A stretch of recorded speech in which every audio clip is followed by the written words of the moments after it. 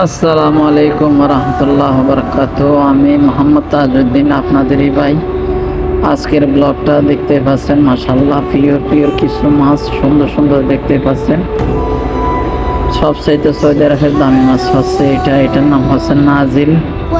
তো আজকে কাস্টমারটা আসছে অনেকদিন পরে, ফোন দিল, কয় পুরো রমজান মাসে খাবার খাই না, মাছ খানা খাই না, আজকে তোর কাছ থেকে মাছ খাবো।